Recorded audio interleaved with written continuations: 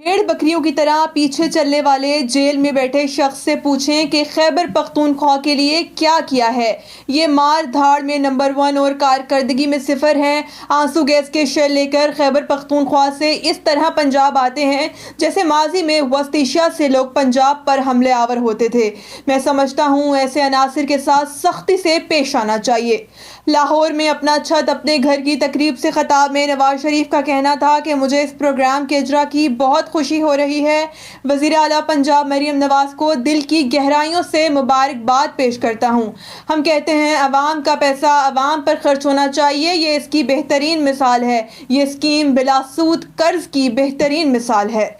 साबिक वज़ीर आज़म का कहना था कि मुझे इस बात का अफसोस है और रहेगा एक शख्स जिसने दिन रात पाकिस्तान के लिए काम किया, उसके साथ ऐसा क्यों किया गया।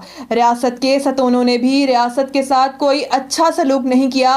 खराबी के जिम्मेदार रियासत के सतून भी हैं। साकिब निसार की ऑडियो आज भी मेरे पास है कि नवाज शरीफ को निकालना और बानी PTI को लाना है। धरनों की सियासत और इन लोगों ने आज पाकिस्तान को ये दिन दिखाया है।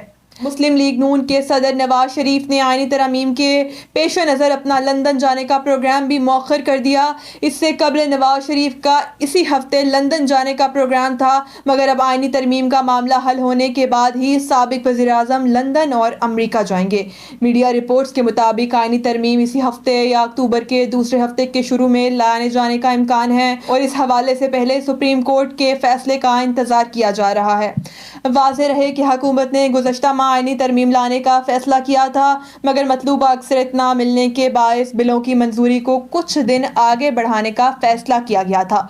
सुप्रीम कोर्ट में आर्टिकल 63A केस की समाअत के दौरान सीनियर वकील मुस्तफ़ीन काज़मी और चीफ जस्टिस काजी फायज़ ईसा के दरमियान तल्ख जुमलों का तबादला हुआ, जिसके बाद पुलिस एहलकार सीनियर वकील को कमरा अदालत से बाहर ले गए।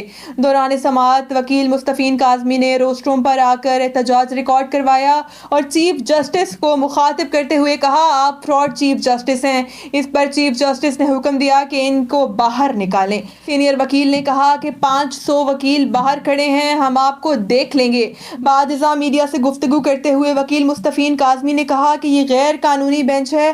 फैसले के ऑथर जज जस्टिस मुनीब अख्तर और जस्टिस मंसूर अली शाह बेंच में शामिल नहीं और जस्टिस अमीन उद्दीन और नईम अख्तर अफगान को बेंच में शामिल किया गया है। ये सब मिली भगत चल रही है। आर्टिकल 63A के फैसले के खिलाफ अपील मंजूर कर ली गई। चीफ जस्टिस काजी फायज़ ईसा ने फैसला सुना दिया।